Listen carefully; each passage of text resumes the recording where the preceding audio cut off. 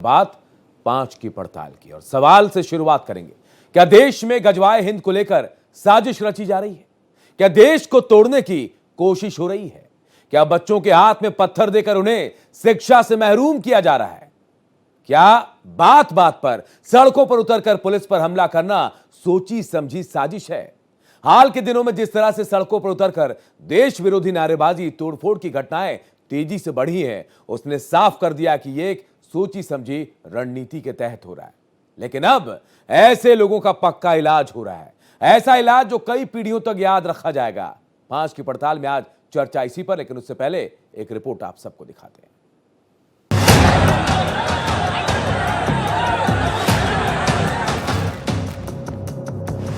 तो मौलाना भूल गया कि शासन किसका है। छेड़ोगे तो फिर छोड़ेंगे भी नहीं, और एक बार छोड़ेंगे नहीं तो फिर छोड़ोगे भी कभी नहीं।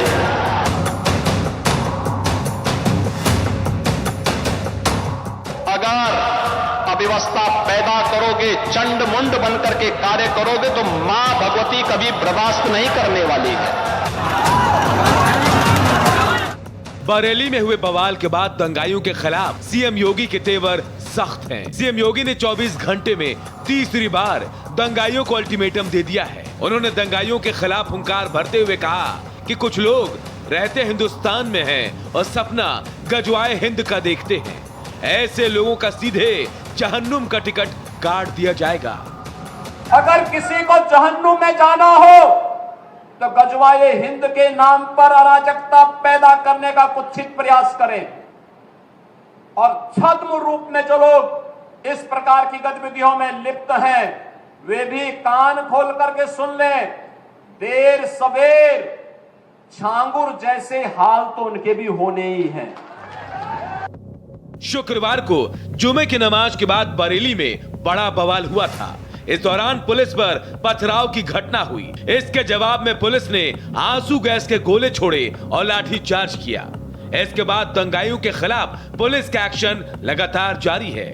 बरेली हिंसा मामले में मौलाना तौकीर रजा को पुलिस ने गिरफ्तार कर लिया है। गिरफ्तार करने के बाद पुलिस ने मौलाना तौकीर रजा को न्यायिक हिरासत में भेज दिया है। दरअसल आई लव मोहम्मद को लेकर तौकीर रजा ने विवाद खड़ा किया था। तौकीर रजा आई लव मोहम्मद मामले को लेकर प्रदर्शन का ऐलान कर चुके थे और मौलाना तौकीर रजा के ऐलान के बाद ही हिंसा हुई थी। पुलिस तौकीर रजा को बरेली घटना का मास्टरमाइंड मान रही है। पुलिस को tool kit, WhatsApp chats, social media post, हथियार, कॉल डिटेल्स और सीसीटीवी फुटेज के रूप में कई सबूत मिले हैं, जिनके आधार पर पुलिस जांच में जुटी है। ऐसे में बड़ा सवाल है कि क्या यूपी में माहौल बिगाड़ने की साजिश रची जा रही है। Bureau report, Bharat express.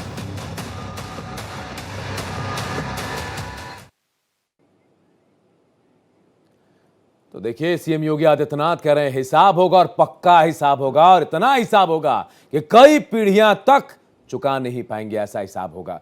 और सवाल इसलिए क्योंकि हाल के दिनों में जिस तरह से भीड़ सड़कों पर आ रही है, नारेबाजी कर रही, देश विरोधी नारेबाजी, देश को तोड़ने की बात हो रही, इसीलिए सवाल उठ रहा है कि क्या एक सोची समझी साजिश रची जा रही है।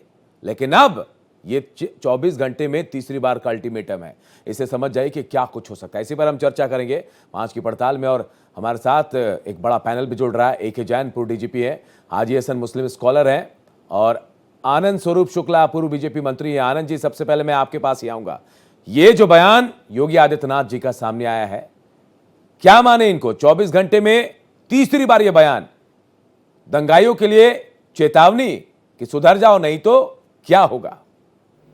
शासक की यही जिम्मेदारी होती है कि वो इस प्रकार से शासन चलाए कि किसी भी तत्व को, किसी समूह को, किसी वर्ग को इस प्रकार का अधिकार न मिल सके कि वो आम लोगों के जीवन को, आम लोगों के संपत्ति को किसी प्रकार के संकट में डाल सके। इसीलिए मुख्यमंत्री जी ने जो ये कड़ा संदेश दिया है कि जिन लोगों को उत्तर प्रदेश का विकास और शांति पसंद नहीं है, जो लोग सुनियोजित तरीके से, आखिर क्यों ऐसा होता है कि जुम्मे की नमाज के बाद ही, कभी भी आज तक हिंदुस्तान में जो भी दंगे हुए, उपद्रव हुए, वो नमाज के पहले नहीं होते हैं। आखिर में वो मस्जिद में क्या पढ़ाया सिखाया जाता है, और ये जब नमाज पढ़ के निकलते हैं तो इनके बैग में, इनके थैले में कहाँ से ये लठ, कहाँ से ये ईंट पत्थर कट्टे, और वह भी कितना हास्यास्पद है और कितना निंदनीय है कि नाबालिग बच्चों को आगे करके उनके हाथों में इस प्रकार के पोस्टर्स दे करके, और अपने को पीड़ित शो करने के लिए कि हमें अपना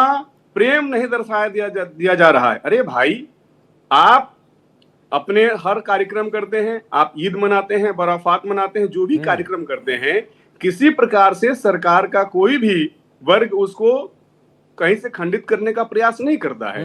लेकिन आप जब बिना किसी परमिशन के, यहां तक हम लोग आज पूरे उत्तर प्रदेश में दुर्गा पूजा हो रही है, पंडाल में पूजा होती है, लेकिन हर पंडाल के लिए परमिशन लेना पड़ता है। कहीं पर भी कोई नई परंपरा शुरू करने के पहले जिला प्रशासन से परमिशन लेनी होती है। अभी त्योहारों के समय में पूरे प्रदेश में धारा 163 भी लागू है।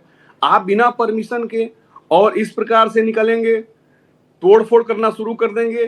शांति का जो मार्च होता है, वृंदावन गलियों में जाकर के देखिए कि कैसे वहां पर राधा नाम का गान करते हुए और प्रेम पूर्वक लोग निकल रहे हैं। लेकिन ये लोग निकलते हैं तो कहां से भैया कपड़ा फाड़ के, कहां से लाठी डंडा, कहां से पत्थरबाजी, कहां से चप्पल चल रहे हैं। इस प्रकार का जो भी करने की कोशिश करेगा, और माननीय मुख्यमंत्री जी ने जो कहा है कि भारत में रह करके जो गजवाए हिंद का सपना देखेगा, उसका सपना किसी कीमत पर पूरा नहीं होने दिया जाएगा। उत्तर प्रदेश में संविधान के अनुसार और बिना तुष्टीकरण के सरकार काम कर रही है, तो किसी भी वर्ग का तुष्टीकरण तो इस सरकार के द्वारा होगा नहीं। अगर कोई भी भड़काऊ बात करेगा, कोई भी शांति व्यवस्था को भंग करने का कुत्सित प्रयास करेगा, तो निश्चित रूप से सरकार के द्वारा इसी प्रकार के एक्शन लिए जाएंगे। जो चलिए, ये बयान तो दे दिया, ये बयान तो दे दिया योगी आदित्यनाथ ने, एक्शन हो रहा है। मैं वापस आऊंगा आनंद जी आपके पास। हाजी हसन साहब, आरोप लग रहे हैं, क्या पढ़ाया जा रहा है मस्जिद में कि वहां से जब बाहर निकलते हैं नमाज पढ़कर तो हाथों में तख्तियां होती हैं, विरोध होता है, क्या होता है? देखिए, ये तो लग रहा है कि ये नमाज के लिए कितनी नफरत भर गई है कुछ लोगों को अपने जाती मुफाद के लिए। ये उनकी अपनी सोच है। आए मस्जिदों में आए, आके देखें कि क्या पढ़ाया जा रहा है। तो सीसीटीवी कैमरे भी लगे हुए हैं, प्रशासनिक अमला होता है, एलआईयू होती है, एलआईयू एजेंट होते हैं। क्या पढ़ाया जा रहा है? नफरत की एक इंतहा होती है। ठीक है, बिहार में चुनाव है, ठीक है कि हर मुद्दों पे सरकार जो है फेल हो रही है, ठीक है, अच्छी बात है। और रही बात ये कर रहे हैं कि शांति और लॉ एंड ऑर्डर की, तो देखा था कि मजार पे किस तरह से हमला हुआ था। वो शांति दूत किस तरह से लाठी डंडे लेके पुलिस वालों के ऊपर हमला करते हुए मजार को तोड़ रहे थे, वो भी देखा इसी प्रदेश ने, कहीं और से नहीं आया था वो नजारा। लेकिन वो शांति दूत थे। और ये आई लव मोहम्मद सल्लल्लाहु अलैहि वसल्लम के अगर पोस्टर लिए हैं तो उसको फाड़ा जा रहा है, बेहुरमती की जा रही है। अरे भाई, आप लाख पोस्टर फाड़िए, लाख मस्जिदें तोड़िए, लाख मज़ारें तोड़िए, आपकी सियासी पारी ही कितनी है। बड़े बड़े फिरऔन और नमरूद आए जिन्होंने दावा किया कि हम खुदा को नहीं मानते, हम मिटा देंगे, और मिट गए। आप भी हैं, आज इंतजार में हैं, कल नहीं होंगे, कोई और होगा। आज हम हैं, हम बैठे आपसे बात कर रहे हैं, कल हम नहीं होंगे, हमारी जगह कोई और होगा। तो बड़े बड़े सपने देखने वाले आए। और रही बात कि प्रदेश का लॉ एंड ऑर्डर बिगाड़ने और खराब करने वाले अराजक तत्व जो हैं, उनको उनकी पहचान चिन्हित क्यों नहीं होती? आखिर पुलवामा में हमला करके वो लोग कहां गायब हो गए? आखिर वो आरडीएक्स 300 किलो कहां से आया था, आज तक नहीं पता चल रहा है। आखिर पहलगाम के आतंकी कहां गायब हो गए? वो कौन थे जो आए और हमला किया, उन्हीं ने वो गायब हो गए। ये सरकारें नहीं पता लगा पा रही है। खैर, ये जो निजी सियासी वो है कि किस तरह से अब जब फेल हो गए, टैरिफ लदा हुआ है, शिक्षा नीति फेल हो गई, अब महंगाई चरम पे है, रोजगार है नहीं, तो कोई इलेक्शन में जाने के लिए जब मुद्दे नहीं बनते हैं तो फिर यही बहुत पुराना डर रहा ये है ये किसी तरह से लोगों को सड़कों पर आनंद जी, लाओ, क्या ये फिर चुनावी चार मुद्दा है? लोग पत्थरबाजी ऐसा आरोप करेंगे, फिर हाजी साहब लगा रहे हैं। रटी बातें हैं और अपने आप को हमेशा ये बीट शो करना चाहते हैं एक्शन है कि नफरत और को ये बढ़ाओ। धमकी भरी बात कह रहे हैं कि कितने दिन तक सरकार रहेगी। अरे भाई, जब तक उत्तर प्रदेश और देश की जनता चाहेगी तब तक भारतीय जनता पार्टी की सरकार रहेगी ही। लेकिन आप जो बातें कह रहे हैं, मैं सभी लोगों से कहना चाहता हूं, और ये जो इन लोगों को लिखा जाता है मुस्लिम स्कॉलर, मैं आज तक ये समझ नहीं पाता स्कॉलर का मतलब क्या होता है। भाई आपकी समझ ही नहीं है, आपके पास समझ नहीं है, यही तो कह रहे हैं कि आपको यही समझ में आता है कि मस्जिदों में नमाज दशक में पढ़ाया जब क्या जम्मू जाता है। कश्मीर से हिंदू पंडितों को, कश्मीरी पंडितों को वहां से बाहर करने का ऐलान किया गया, समझ में नहीं आता कि मुस्लिम स्कॉलर कौन है, देश में आपको यह भी नहीं समझ में आता कि आपसे मुसलमान कौन चैनल है। पर इस मंच हम पर आए पूछना चाहता हूँ, मस्जिद की जानना भी इमामत चाहता आपसे हूँ, करवाए, देश में मस्जिद कहीं की पर भी इमामत आपसे करवाए, आपको किसी क्या भी मोहल्ले नहीं में, है। किसी भी आप कस्बे एक में, पार्टी किसी के भी जिले नुमाइंदे में, हैं, इसलिए उसी जिले में, उसी शर्म आनी मोहल्ले में, चाहिए। उसी कस्बे में आज तक शर्म आनी दंगा हुआ चाहिए कि जब कुछ भी बोलो, कहीं भी बोलो, मुस्लिम बहुल जाति आबादी मुफाद होती के है, लिए, अपने फायदे पर भी के लिए कुछ भी हिंदुस्तान करो। में किसी भी प्रदेश का ऐसे तो आज शहर में, बिगड़ जाए, किसी ऐसे जिले में आज तक कोई दंगा दंगाग्रस्त हो नहीं जाए, हुआ कहीं भी कुछ हो जहां जाए, पर तो हिंदू ये बहुल हो। आपकी समझ और है। ये जो इसको बातें तो कह रहे हैं, आपकी समझ को तो मस्जिदें आज कर तोड़ो, नहीं मज़ारें सकते, ये तोड़ो, तो अरे आपकी समझ है। ये हमारे नेचर में कभी रहा ही नहीं है। ये आपकी दुनिया समझ है, में ये कहीं आपका पर भी ज्ञान मस्जिद है, ये तोड़ने नहीं आपका गए है। हैं। और चलिए, मैं आप दोनों को रोकूंगा। हाजी साहब, हाजी साहब थोड़ा सा सब रख रहे हैं। आनंद जी, आपको भी रुकूंगा। ए.के. जैन साहब हैं, जिस लॉर्ड और ऑर्डर की बात कर रहे हैं उसको प्रदेश में संभाला ए.के. जैन साहब ने, पूर्व डीजीपी रहे हैं। ए.के. जैन साहब, क्या लगता है जो इस तरह से चीजें अभी बढ़ी हैं, सड़कों पर विरोध प्रदर्शन, और उसके बाद आपने देखा योगी आदित्यनाथ ने क्या बयान दिया, क्या किया जा सकता है? कानून का क्या काम है, कैसे इनको रोक सकते हैं? देखिए, कानून का काम बड़ा स्पष्ट है। पहला काम होता है प्रिवेंशन का, कि ऐसी घटनाओं को होने से रोका जाए, इंटेलिजेंस कलेक्ट की जाए, और जो लोग इस प्रकार के जुलूसों की तैयारी कर रहे हैं तो उनसे बात की जाए, उनको समझाया जाए। आजकल देखिए, हिंदुओं के भी त्योहार चल रहे हैं। अब 12 वफात वगैरह ये सब त्योहार निकले हुए मुस्लिम्स के काफी समय हो गया है।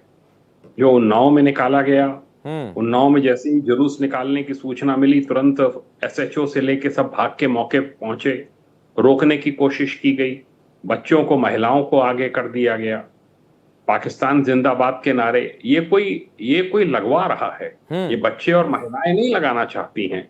सर तन से जुदा का नारा लगाया गया, वहां पे सब रिकॉर्डिंग्स हैं। इस सब से कोई लाभ नहीं होने वाला। इससे अनावश्यक एक समाज में, मेरा मानना है कि इससे वैमनस्यता उत्पन्न होगी। आज की तारीख में मैं तो बहुत से लोगों से बात की, जब मैं लखनऊ का आईजी जोन था, पुराने लखनऊ में, वो कहते हैं साहब हम तो रोज के कमाने खाने वाले हैं, हमें इन सब चीजों से, शिया सुन्नी इन सब से क्या हमारा तो मतलब है। जैन साहब, क्या ऐसे लोगों को जबरन लाया जाता है? क्या कहकर लाया जाता होगा कि भाई आप चलो, नहीं तो समाज से बहिष्कृत कर देंगे, चलो नहीं तो फिर जबरन कुछ करेंगे? नहीं, को बहिष्कृत कर, जो भी समझाते हो कि भाई इसमें चलना जरूरी है, जो भी है। अब आप देखिए, आपके इसमें दिखाया जा रहा है छोटे छोटे बच्चे पत्थर फेंक रहे हैं। वो तस्वीर कैमरे में कैद है। नहीं है पत्थर फेंकने की, इससे कोई लाभ किसी को नहीं मिलने वाला है। समझाए जाने की जरूरत है। और फिर भी अगर कोई ऐसे तत्व हैं जो कि शांति व्यवस्था को भंग करने पे आमादा हैं, उनके खिलाफ कड़ी कार्रवाई होनी चाहिए। किसी को भी कानून को अपने हाथ में लेने की इजाजत नहीं देनी चाहिए। बिना परमिशन के इस प्रकार के आयोजन करना ये कतई उचित नहीं है। अनकंट्रोल्ड हो जाते हैं, कब कहां पर दंगा शुरू हो जाए, फिर उसकी जिम्मेदारी पुलिस पे होगी कि साहब आपने बीच में रोका क्यों नहीं था जुलूस को, आप पहले रोक देते, आप पहले गिरफ्तारियां कर लेते, तो इस तरह की नौबत ना आती। तो ये एक बहुत ही एक टिकलिश मैटर है। और इसमें मैं जवाब लेता हूं, जैन साहब जवाब लेता हूं। हाजी साहब हैं मेरे साथ जुड़े हुए। हाजी हसन साहब, देखिए डीजीपी साहब हैं, पूर्व डीजीपी ए.के. जैन साहब खुद ही कह रहे हैं, और तस्वीरें आपने भी देखी, मैंने भी देखी, कि छोटे बच्चे पत्थर फेंक रहे थे। अभी आपको शायद टीवी स्क्रीन पर वो तस्वीरें नजर आएंगी। तो उन बच्चों को कौन सिखाता है हाजी साहब कि भाई सामने पुलिस होगी तो तुम्हें पत्थर मारना है, सामने ये होंगे तो पत्थर मारना है? और कोई बच्चा जानता नहीं है कि सामने कौन है। जिनके हाथ में कलम होनी चाहिए, पत्थर थमा रहे।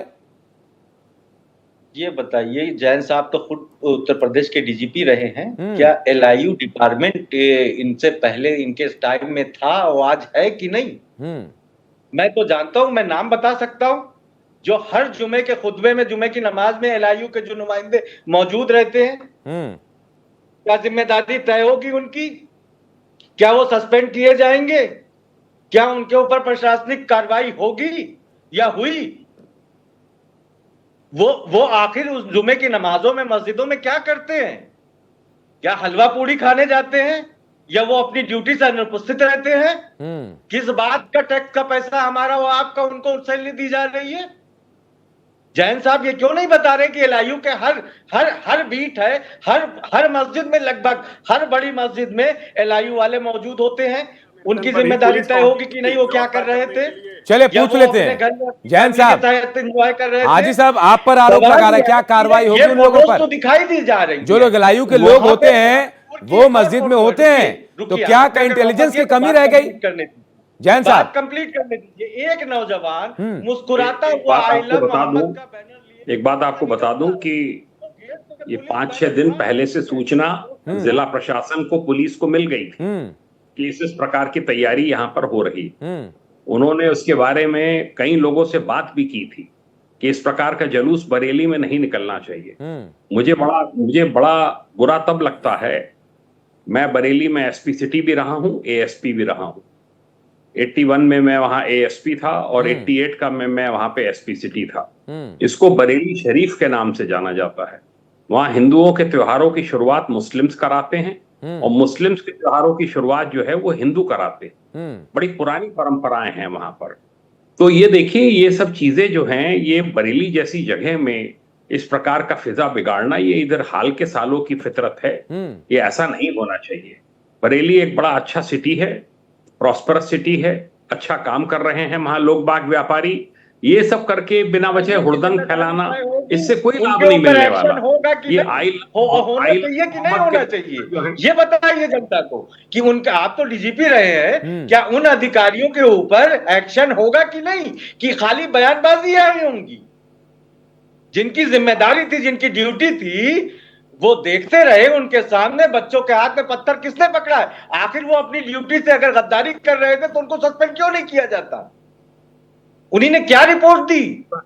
तैयारी है, कौन लोग तैयारी कर रहे हैं, उनके नाम भी बताए होंगे। कुछ चीजें हाजी हसन साहब सीनियर ऑफिसर्स पे और गवर्नमेंट पे भी छोड़ दीजिए, सभी आप ही लोग ना ले लीजिए। आज मैंने पहली साहब का बयान पढ़कर खुशी हुई। उन्होंने कहा इस बात को, हिंदुओं के त्योहार चल रहे हैं और किसी भी प्रकार का जुलूस, जलसा, इस प्रकार की कोई गतिविधि नहीं होनी चाहिए। इससे माहौल पूरे प्रदेश का खराब हो। किसकी जिम्मेदारी कहाँ गई? आखिर उन अधिकारियों की जिम्मेदारी को सस्पेंड कर दीजिए, सिपाहियों को सस्पेंड कर दीजिए। जिसको करना होगा उसको प्रदेश सरकार करेगी, उसको सीनियर ऑफिसर करेंगे, सब कुछ किया गया। आखिर अधिकारियों की वहां पर कार्रवाई होगी। पर इसका मतलब ये नहीं है कि अगर पत्थर दे दिया जाए तो उसके लिए एलआईयू जिम्मेदार है। ये आपकी सोच गलत है, इसको आपको बदलना चाहिए कि एलआईयू में अगर किसी ने बच्चा पत्थर फेंक रहा है, महिलाएं अगर पोस्टर हिला रही हैं, तो उसके लिए जिम्मेदार नहीं। हाजी साहब आप समझिए बात को, आप समझिए, एलआईयू तो पत्थर नहीं दी होगी। गलत सोच है। फिरंगी महली साहब वाली सोच रखी है।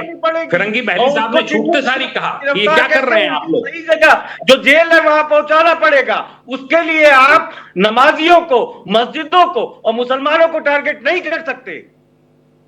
आप तो इतने बड़े अधिकारी रहे हैं। कौन टारगेट कर रहा है? क्या बात कर रहे हैं आप? आप भड़का रहे हैं बिना वजह लोगों को। कौन टारगेट कर रहा है? आपके पैनल पे आपके सामने कहा गया कि मस्जिदों में क्या पढ़ाया जाता है, बताइए क्यों नहीं बताते? आप तो अरे भाई, रहे हैं। किसी का कोई व्यू हो, मेरा ये व्यू नहीं है, मेरा ये व्यू नहीं है। मैंने आपसे पहले ही कहा कि 5-6 दिन से वहां पे वार्ता चल रही थी, भाई कोई जुलूस नहीं निकाला जाना चाहिए, पर जुलूस की अनुमति मांगी थी, मना कर दी गई थी। यहाँ पे आपके पैनल में निकल पड़े लोगों में कहा जा रहा है कि मस्जिदों में मेरिट पर एक्शन होगा, क्या पढ़ाया जाता है, सख्त एक्शन होगा जिन्होंने दंगा कराने की कोशिश की जनता को और हमारे माननीय उनके ऊपर ऐसे लगेगा। जैन साहब मैं रोकना चाहूंगा आपको।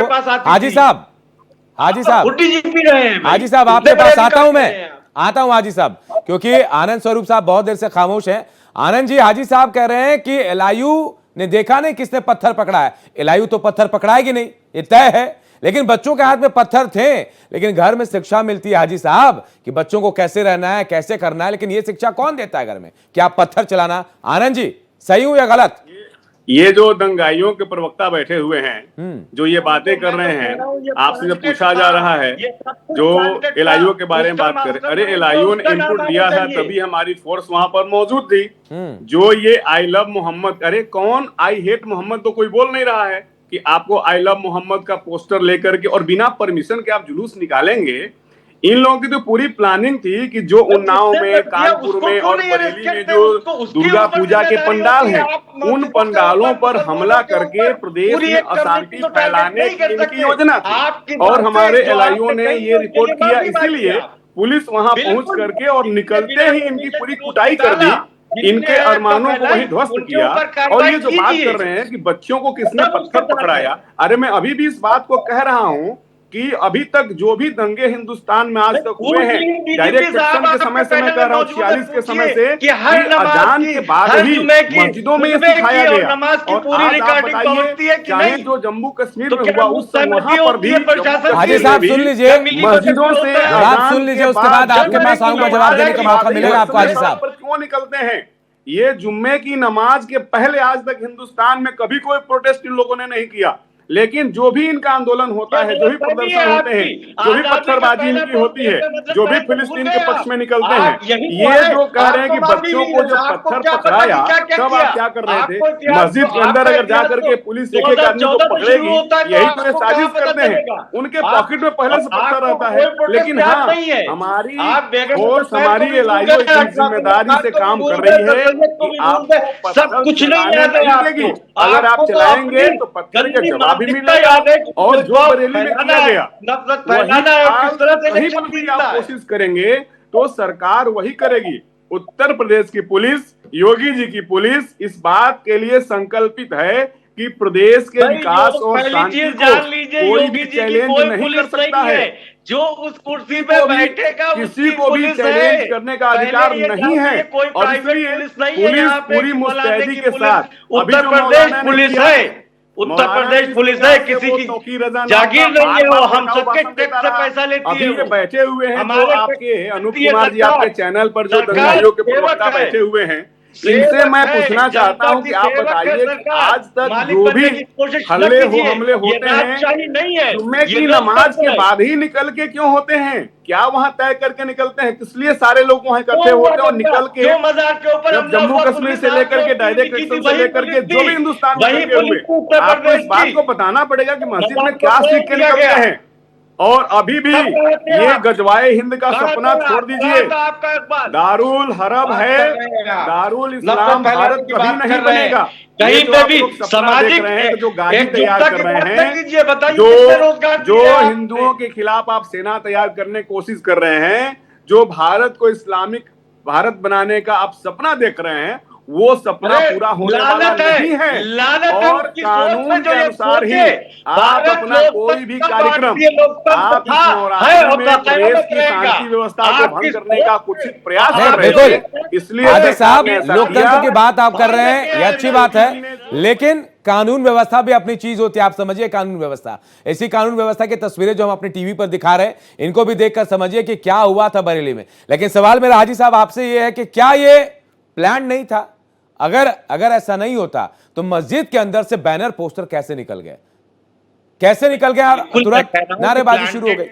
ये मैं मान रहा हूं कि प्लांटेड था और इसके जिम्मेदार जो हैं उनको फौरन गिरफ्तार करके उनको भरपूर अंदाज में उनके साथ जो कड़ी से कड़ी कार्रवाई वो करनी चाहिए। ये बिल्कुल प्लांटेड था। इसके पीछे जो साजिश है जी उसको पर्दाफाश होना चाहिए।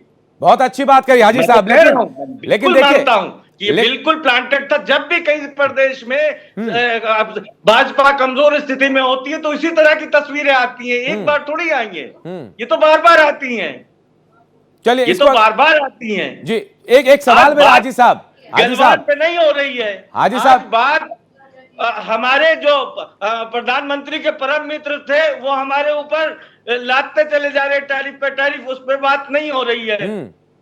ये ट्रेंड आए कहां से? ये ट्रेंड आए कहां से? ये कानपुर से शुरू हुआ, तो कानपुर में जिन अधिकारियों ने ये गलती की, उन्हीं ने बैनर पोस्टर उतरवाए और वो की, जहां पे कानपुर पुलिस ने स्पष्टीकरण भी देना पड़ा। लेकिन तो देखिए हाजी साहब, कानपुर में पोस्टर हटे तो ऐसा नहीं है कि आपने देखा कि जो हिंदू समाज के लोगों ने पोस्टर लगाए थे वो भी हटाए गए, हाजी साहब। लेकिन सवाल मेरा आपसे ये है, आपसे मेरा सवाल ये हाजी साहब, बच्चों को क्यों आगे लाया जा रहा है, महिलाओं को क्यों आगे लाया जा रहा है, किस लिए? कह रहा हूं कि कानपुर में जहां से ये घटना हुई, वहां के अधिकारियों की जिम्मेदारी सुनिश्चित की गई। वो तो पल्ला झाड़ गए, किया जाएगा, उन अधिकारियों को सम्मानित किया जाएगा जिन्होंने कानपुर में उन्नाव में दंगाइयों को रोका। यही आपकी सुनिश्चित। आगे आप बोलिए कि आप महिलाओं बच्चों को आगे क्यों कर रहे हैं? आपके मस्जिदों से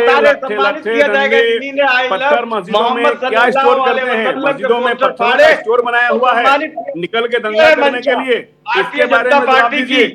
देखे देश और दुनिया के लोग करते हैं कि ये है मंशा। हमारी एआईओ, हमारी पुलिस, हमारे सभी अधिकारी पूरी जिम्मेदारी से काम कर रहे हैं। देश और दुनिया के तमाम लोग योगी आदित्यनाथ जी की भावना के अनुरूप काम कर रहे हैं। आपके मंसूबों को सफल नहीं होने देंगे। गजवाए हिंद, दारुल इस्लाम भारत को, उत्तर प्रदेश को नहीं बनने देंगे। जहन्नुम का टिकट योगी जी ने बोला, मंसूबा कभी नहीं होगा। ये इस्लामिक राज्य कभी न था, न है और कयामत न होगा। ये भारतीय लोकतंत्र था, भारतीय लोकतंत्र है और रहेगा। तो लड़ाई किस बात की है हाजी साहब? आनंद जी, लड़ाई किस बात की? हाजी साहब खुद कह रहे हैं कि लोकतंत्र रहेगा और रहेगा हमेशा, आप भी कह रहे हैं कि गजवाहिंद नहीं बनेगा, तो आखिर बीच में है कौन हाजी साहब? हाजी साहब, होती रहेगी। मैं आप दोनों को कह रहा हूं, आप दोनों से सवाल कर रहा हूं। हाजी साहब कह रहे कि लोकतंत्र है, आगे भी रहेगा। आप कह रहे हैं आनंद जी कि गजवा हिंद बनाने की कोशिश, लेकिन ऐसी कोई बात नहीं। लेकिन बीच में कौन है हाजी साहब? तौकीर राणा जैसे लोग, तौकीर रजा जैसे लोग, जो लोग, देखिए जो लोग, इनको कैसे पता चल गया, इनके कौन सी इंटेलिजेंस ने खबर दी कि यहाँ पे ये इस्लामिक राज बनाने की है? बस वही लोग हैं जो बिहार इलेक्शन को मैनिपुलेट करना चाहते हैं। ये सिर्फ और सिर्फ अपनी कमजोरी को छुपाने के लिए ये प्लांट में चलाया जा रहा एक षड्यंत्र है। और मैं प्रदेश के नहीं, देश से प्रतिबंध लगाया गया, उनका घोषित उद्देश्य है आईबी और सीबीआई से भी करूंगा लिटरेचर पाए गए जिसमें वो 2047 तक भारत जांच करके उन लोगों को चिन्हित करके सुनिश्चित किया जाए, उनकी जिम्मेदारी और उनको सजा दी जाए। हाजी साहब, इनको दी जानी चाहिए, उनको सजा दी गई है। हमारे अधिकारी तो सम्मान के पात्र हैं कि उन्होंने दंगाइयों को रोका, कूटा, कुटाई किया, बढ़िया से उनका डेंटिंग पेंटिंग कर दिया कि आगे वो हिम्मत नहीं करेंगे बिना परमिशन के सड़क पर निकलने के लिए, उत्तर प्रदेश की कानून व्यवस्था को चैलेंज करने के लिए। कुछ तो आप सुनिश्चित करेंगे, आप ही सुनिश्चित करेंगे, आप ही बताएंगे। भाई मुबारक हो आपको, आपकी मंशा कामयाब हो गई, आप तो मुबारकबाद के पात्र हैं। मुबारक हो आपको, मुबारक हो। हाजी साहब, आप बिहार का जिक्र कर रहे हैं, लेकिन आप समझ पा रहे हैं कि जिस बिहार का आप जिक्र कर रहे हैं वहां बड़ी आबादी के रूप में मुस्लिम्स हैं, जिनको आप कह रहे हैं, उनको टारगेट कैसे किया जा सकता है? कैसे कनेक्शन जोड़ रहे हैं आप वहां से उनका? भाई देखिए, कनेक्शन क्या, कभी भी जब भी इलेक्शन का कट्टर वक्त करीब आता है तो इसी तरह की घटनाएं होती रहती हैं। और ये तो कह रहे हैं कि सम्मानित करेंगे, बड़ा अच्छा काम किया, बड़ा अच्छा वो किया। नहीं, अगर आनंद जी ये बात कह रहे हैं हाजी साहब, तो जिन लोगों के लिए कह रहे हैं उन लोगों ने कानून तोड़ने की कोशिश की, सड़क पर आकर देश विरोधी नारे, सर तन से जुदा, ये नारे तो कहीं से भी जायज नहीं है, कानून के खिलाफ है। हाजी साहब, आप मानते हैं कि नहीं? जब नारा सुना गया, लगाने वाला कौन था? लगाने वाला कौन था? अभी तक जो पकड़े गए लोग, इससे पहले सर तन से जुदा नारे लगाने वाले, उनका क्या हुआ?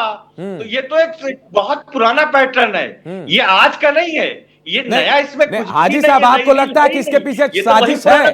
और जो अमूमन जो जनता आती है भीड़ में, उनको ज्यादातर को पता नहीं होता है, लेकिन जो तौकीर रजा जैसे लोग हैं वो तो गायब हो जाते हैं, भड़काते हैं लोगों को, गायब हो जाते हैं। वीडियो रिकॉर्डिंग क्या, वो तो आते हैं, अपना काम करके चले जाते हैं, फिर आप बच्चों की फोटोज दिखाते रहते हैं कि इनके हाथ में किसने पकड़ा है, वो तो करके चले गए, वो कौन लोग थे? तो ऐसे लोगों को आपको समझाते याद क्यों नहीं है दिया हाजी साहब कि जालीदार टोपी लगा के कुर्ता आप पैजामा पहन के आपको जो लोग पकड़े गए जहीन थे, वो इंसान है, कौन पढ़े लोग लिखे थे? आदमी है आप हाजी साहब, स्कॉलर हैं, आपको खुद समझाना चाहिए। इन अयोध्या लोगों को में समझाइए कि कि ऐसे आप झांसे में ना आए। हाजी साहब, आनंद जी सुन पा रहे हैं आप? सुन पा रहे हैं आप? हाँ मैं सुन रहा हूं। ये कहा जा रहा है कि कौन है वो लोग, कौन है? कोई तो है बीच में साजिश करने वाला, कोई है तौकीर रजा जैसे लोग जो सबको आगे लाते हैं और गायब हो जाते हैं।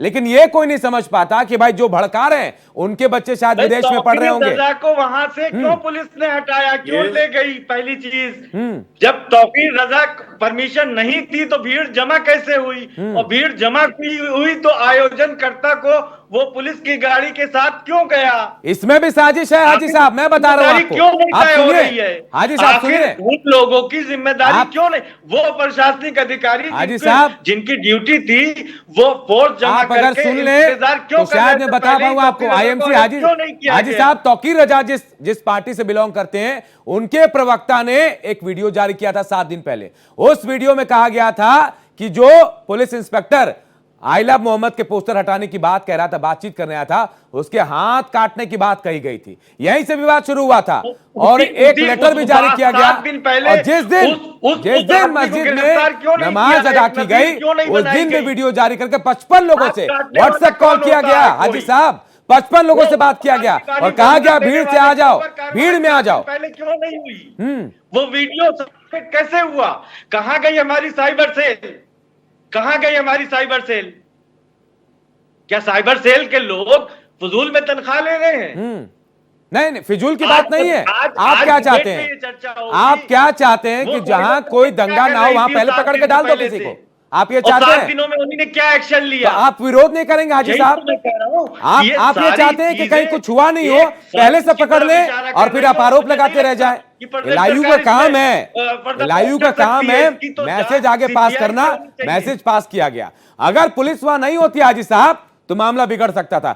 सुचि विश्वास हमारे साथ प्रवक्ता कांग्रेस की जुड़ गई है। सुचि जी, जो कुछ हुआ बरेली में उसके बाद आप सुन रही हैं क्या कुछ हो रहा है, आपको नहीं लगता कि साजिश है या क्या है? ये आपसे जानना चाह रहा हूं। ऐसी किसी भी घटना की मैं भरपूर निंदा करती हूँ, और वो किसी भी दल या किसी भी ग्रुप के या किसी भी रिलीजन के हो। लेकिन अगर सिविक राइट्स को या सिविक सोसाइटी को कहीं से भी हार्म पहुंचता है तो मुझे लगता है डेमोक्रेसी में ये अच्छी चीज नहीं है। तो घटना की तो मैं पूर्णतः निंदा करती हूँ, लेकिन योगी सरकार के राज में लगभग 600 ऐसी रिलीजियस छोटी बड़ी घटनाएं हुई हैं। तो चूंकि स्वयं महाराज एनकाउंटर पॉलिसी और बुलडोजर पॉलिसी और लगातार ऐसे बयानों से, चाहे वो 80-20 का बयान मंच से दिया गया हो, चाहे वो कटोगे तो बटोगे का बयान दिया गया हो, और भी तमाम सारे हैं, चाहे गोली मारो सालों को कहा गया हो, और भी तमाम ऐसे हैं जिनको मैं कहना उचित नहीं समझती।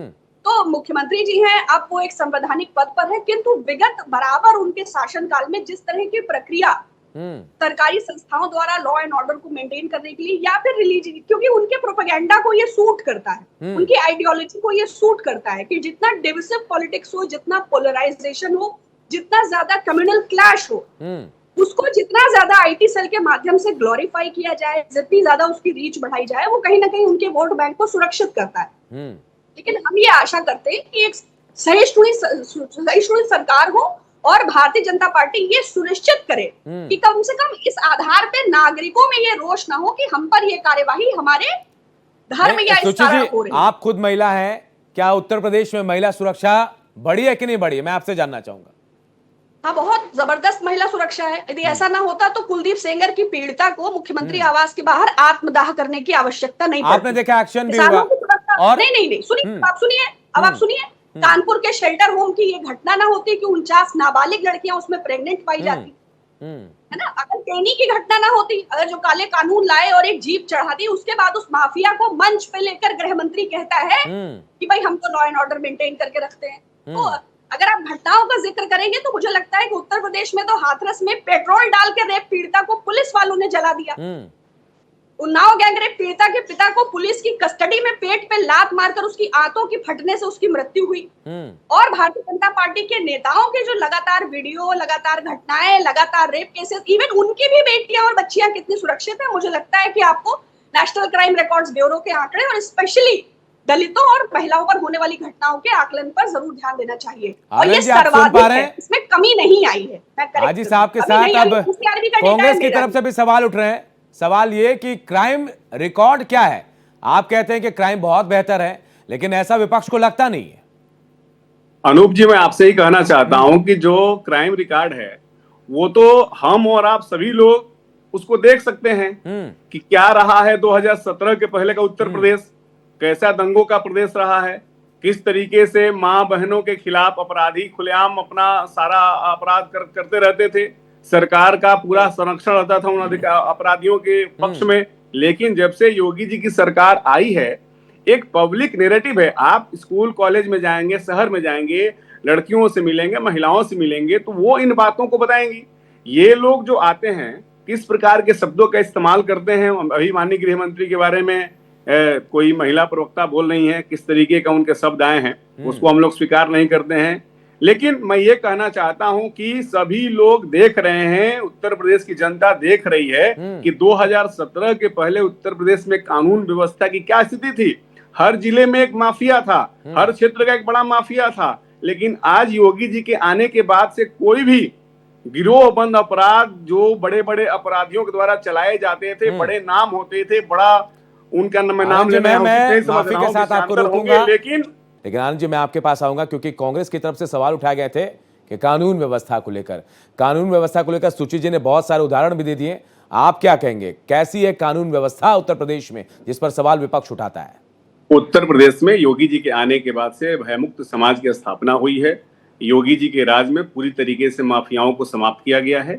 किसी जिले में, किसी क्षेत्र में अब ऐसा कोई माफिया नहीं रह गया है जो किसी व्यापारी को, किसी को फोन करके उगाही कर सके, या किसी का ऐसा गिरोह चलता हो कि अगर उस जिले में किसी को कोई कार्य करना है तो पहले जाकर के उस अपराधी के दरबार से एनओसी ले आना है, उसको कमीशन देना है। योगी जी की सरकार ने सुनिश्चित किया है कि उत्तर प्रदेश की 25 करोड़ जनता स्वाभाविक रूप से भयमुक्त वातावरण में अपने व्यवसाय को, अपने निजी जीवन को, अपने सारी चीजों कर सकती हैं।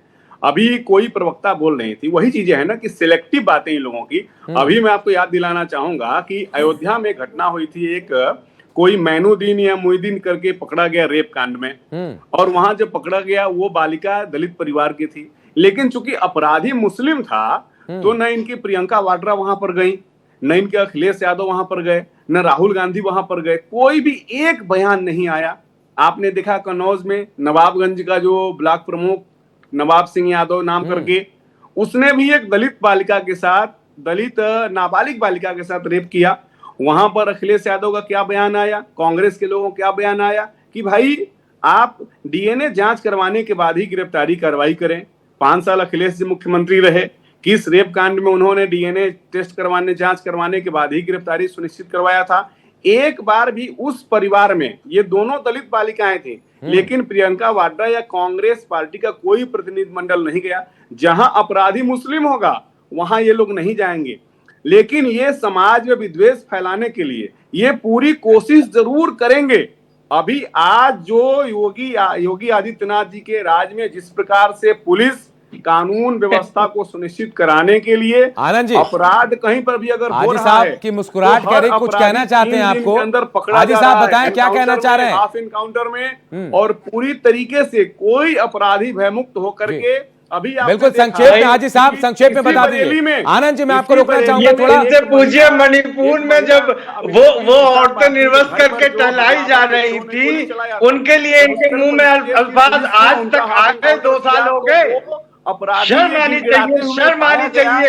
अब इंडियन पैनल कोड में भी मुस्लिम और हिंदू देख के वो होगा, ये शर्म आनी चाहिए। भाई कहाँ से ले आते, कौन सी मानसिकता है? भाजपा देश में संगठन जरा ध्यान दे ऐसे प्रवक्ताओं के ऊपर, ऐसे नेताओं के ऊपर। प्रदेश अध्यक्ष से मेरा अनुरोध है कि वो ध्यान दे जरा। ये कह रहे हैं आनंद जी थोड़ा सुन लेते हैं, वक्त बहुत ज्यादा नहीं। आनंद जी अगर आप सुन ले, ये इस तरह की बातें कर रहे हैं, इनके पास कोई आंकड़ा नहीं है, कोई जानकारी नहीं है, लेकिन फुजूल में चलिए आप दोनों को रोकूंगा मैं, आप दोनों को रोकता हूं मैं। AK जैन साहब हमारे साथ हैं।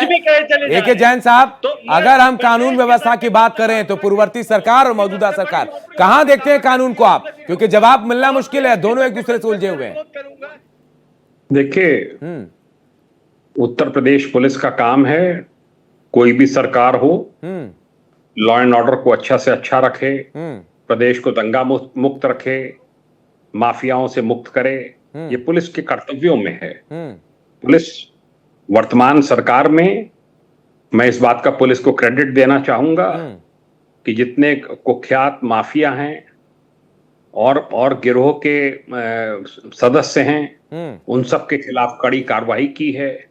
एसटीएफ का गठन जिस प्रयोजन से ऑर्गेनाइज्ड क्राइम को रोकने के लिए किया गया था, वो आज की तारीख में करीब करीब जो ऑर्गेनाइज्ड क्राइम होता है, संगठित अपराध, वो करीब करीब शून्य प्राय है।